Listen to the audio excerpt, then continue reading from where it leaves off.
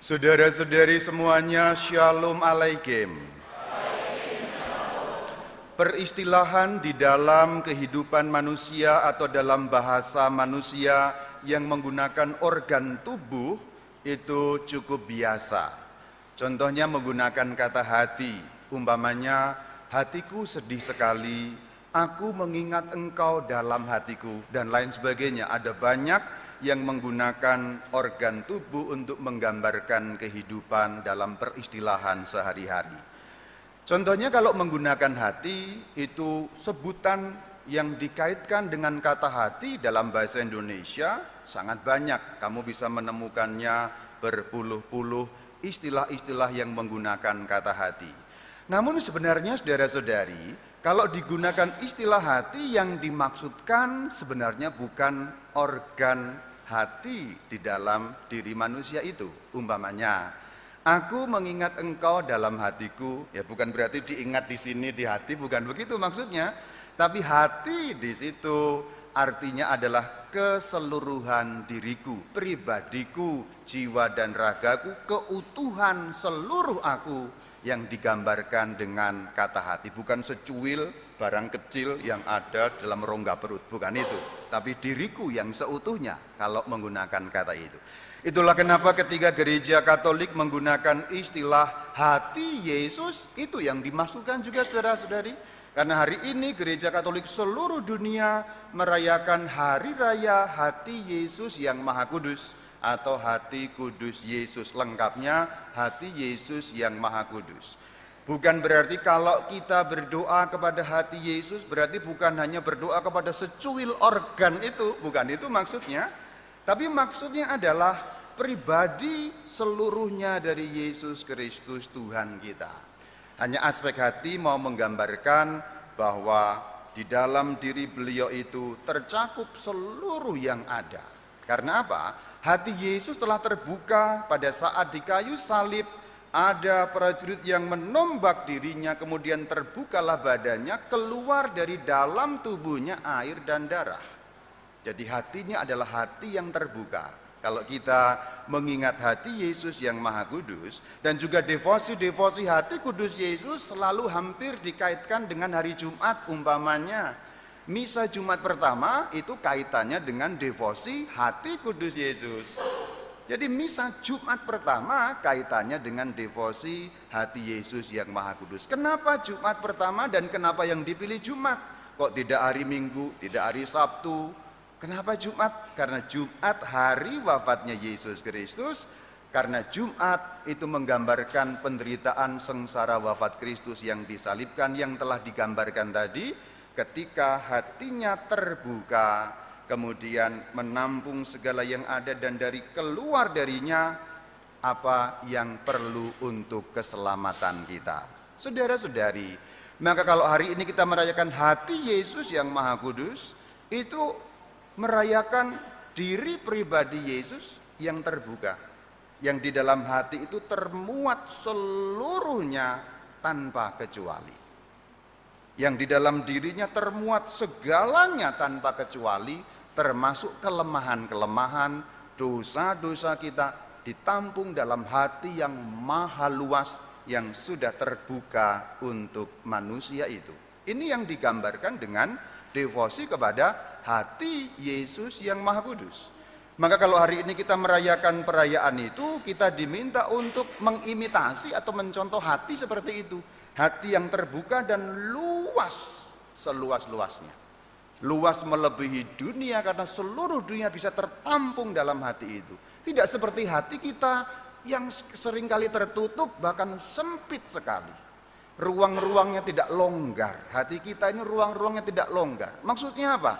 Kena apa dikit lecet. Aduh ya ampun. Nah kita ya kamu saya juga. Jadi tidak longgar gitu loh. Apa dikit baper. Nah baper ini menunjukkan apa?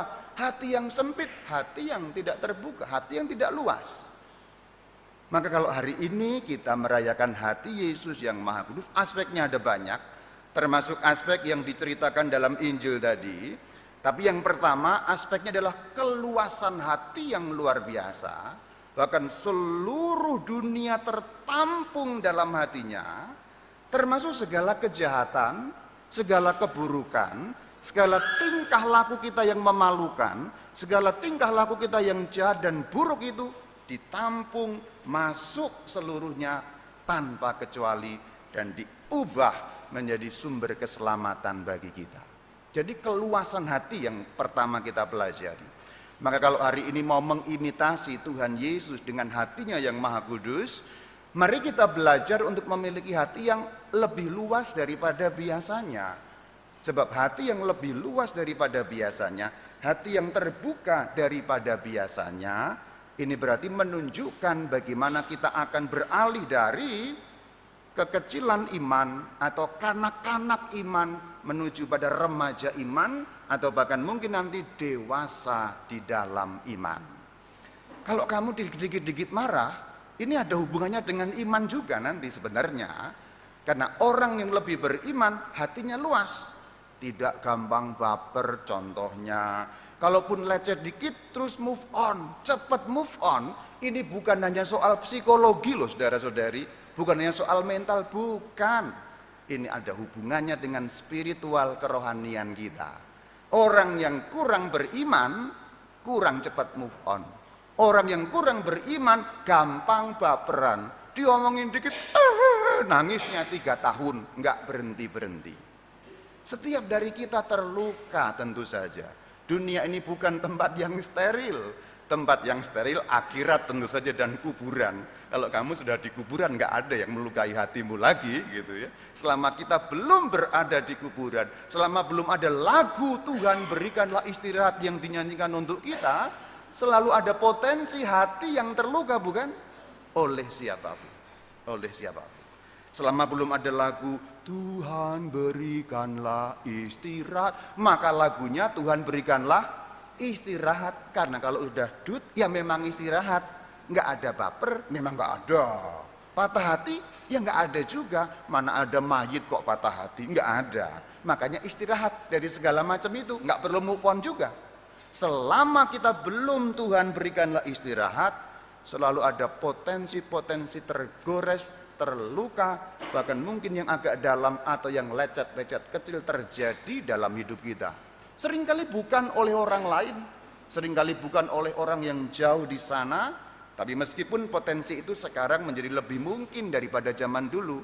Kalau zaman sekarang orang yang nggak kenal bisa melukai hati. Sebab dengan komentar dalam medsos nggak kenal, mukanya kok begitu ya, itu kok botak kepalanya udah hitam pula. Lah ya ampun, lu kenal gue juga nggak, ngatain sembarangan gitu. Jadi lebih melukai hati zaman sekarang karena orang nggak kenal dari jarak jauh tuh bisa melukai hati gitu. Ya memang saya tahu saya botak dan hitam gitu. Tapi kenapa juga harus lu dikatain juga begitu, kira-kira begitu.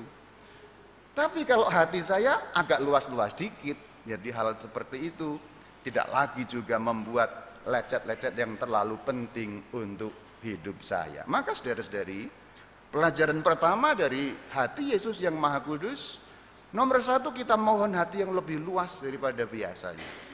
Untuk lebih mampu menampung luka-luka yang mungkin terjadi setiap hari. Kadang dari tempat-tempat jauh juga kalau kamu main medsos.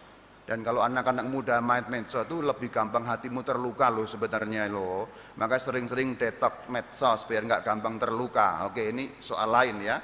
Tapi ini soal luka batin tidak hanya dari jauh, tapi dari setiap hari dalam keseharian kita. Tanpa sengaja, kadang-kadang ibu-ibu itu pedes sekali ngomongnya kepada suami. Saya yakin tidak ada maksud orang melukai. Tidak ada maksud orang melukai. Kalau ada yang punya maksud jahat seperti itu, biasanya itu di luar paroki Salib Suci biasanya. Kalau orang di sini tuh nggak ada yang punya maksud jahat. Paling cuma kepleset-kepleset itu biasa. Ya kalau paroki sini kadang-kadang kepleset gitu. Ibu-ibu suka kepleset melukai hati suami. Kadang-kadang suami-suami kepleset melukai hati istri atau melukai hati teman pelayanan. Romo melukai umat melukai Romo. Loh apakah kadang-kadang Romo terluka juga? Ya kadang-kadang terluka dikit-dikit juga gitu. Tapi apakah kemudian membunuh? Tidak. Karena yang kita mohon hati yang lebih luas daripada biasanya. Itulah kenapa berdoa hati Yesus yang Maha Kudus kasihanilah kami penting sekali. Maka permohonan atau doa kecil ini yang 3 kali diulang ini sekarang agak hilang dari peredaran. Yuk dimulai lagi. Devosi hati kudus itu dimulai dari doa kecil 3 kali diulang, yang sebelum tahun 65 itu didoakan setiap kali selesai misa.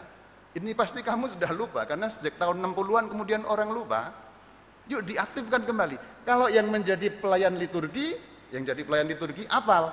Rama Bayu kalau selesai misa di sakristi pasti akan berdoa hati kudus Yesus 3 kali. Bunyinya apa? Hati Yesus yang maha kudus, kasihanilah kami. Ya, ingat ya. Yang jadi pelayan liturgi kalau di sakristi selesai misa, kemudian pasti Rama Bayu mengucapkan hati Yesus yang maha kudus, kasihanilah kami, diulang 3 kali. Coba banyak-banyak berdoa seperti itu, supaya itu permohonan juga, kasihanilah saya Tuhan.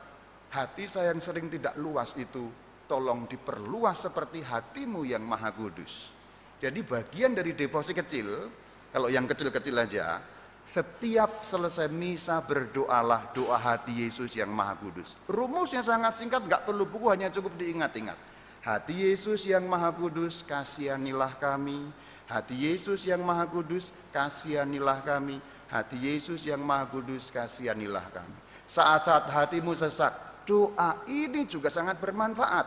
Saat-saat hatimu tergoda untuk menjadi membalas atau menjadi tidak mengampuni, doa seperti ini juga sangat bermanfaat. Saat hatinya panas, doa seperti ini bermanfaat. Saat hatimu gundah gulana, sedih berkepanjangan, galau, nggak bisa move on dan lain sebagainya, doa seperti ini juga sangat berguna untuk kita. Hati Yesus yang maha kudus, kasihanilah kami. Hati Yesus yang maha kudus, kasihanilah kami. Hati Yesus yang maha kudus, kasihanilah kami. Biasanya sambil memegang dada, biasanya. Tapi ini bukan kewajiban. Ini suatu perlambang kan ya. Hati itu digambarkan di sini ya. Letaknya nggak usah dicari di mana persisnya, cuma perlambang aja. Oh nggak pas Romo kalau menurut kedokteran hati di sini ya, nggak usah gitu. Ini kan perlambang aja. Mau di sini mau di ya sama aja. Intinya kan hati tadi kan lambang diri pribadi. Hati Yesus supaya gampangnya saya ditularilah sifat-sifatmu yang maha luas dan maha longgar itu. Ini pelajaran pertama dari perayaan hati Yesus yang maha kudus. Kalau begitu hidup kita akan lebih ringan, saudara-saudari. Betul lebih ringan. Karena apa? Karena hati yang longgar itu meringankan langkah-langkah hidup. Kalau hatimu sempit, waduh banyak macet nanti hidupmu. Karena apa-apa, wah langsung dikit-dikit, kacau, udah sulit sekali nanti untuk melangkah banyak hal, sulit sekali. Hati yang longgar memudahkan kita berjalan kembali dan kembali, karena hidup tidak steril dari luka, sayatan maupun lecet-lecet terkena kepada hati kita. Itu yang pertama. Yang kedua, kalau mau bacaan Injil, sekarang apa tahun depan? Tahun depan aja ya, sekarang lah, spill dulu saja. Bacaan Injil tadi, ada satu yang hilang, ini saya nggak akan panjang lebar mengenai bacaan, karena panjang lebarnya tahun depan, oke. Sekarang hanya spill dulu saja ya. 99 ditinggalkan mencari satu, jumlahnya 100 dombanya, kemudian satu dicari. Menurut pendapatmu, ini waras atau gila tindakan seperti ini? Kalau orang punya 100 domba, kemudian hilang satu, yang 99 ditinggal untuk cari satu. Ini masuk akal apa tidak, saudara-saudari? Dalam akalmu masuk enggak? Ini masuk akal, tapi akalnya orang gila. Tidak masuk perhitungan manapun. Bagaimana mungkin hanya demi satu, 99 kok ditinggalkan? Tapi satu dicari betul. Ini maksudnya apa? Ini sebenarnya kalau kita pakai logika manusia ya. Sekarang saya tanya, kalau kamu gembalanya, kamu pilih yang satu apa pilih yang 99? Ditinggal apa enggak? Kalau kamu tanya saya enggak akan tinggalkan yang betul ya. Betul ya. Kalau kamu waras, kamu tidak akan meninggalkan yang 99 demi yang satu. Itu namanya tidak waras. Gila betul. Itu tidak masuk akal. Jadi yang mau dikatakan, saya belum akan uraikan karena uraiannya tahun depan. Yang mau dikatakan dalam Injil tadi, Tuhan itu kalau demi keselamatan kita yang bahkan satu orang akan melakukan tindakan bahkan yang tanda petik tidak masuk akal dan gila. Di luar perhitungan-perhitungan, kalau demi hitungannya demi keselamatan kita bahkan yang satu orang, di luar perhitungan, untung rugi bukan pertimbangan. Sebab kalau untung rugi pertimbangan, yang satu nggak dicari.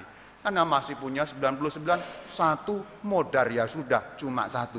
Itu untung rugi. Tuhan tak pernah pakai pertimbangan untung rugi kalau urusannya keselamatanmu.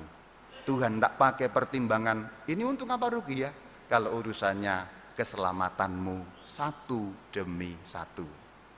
Itu ringkasnya.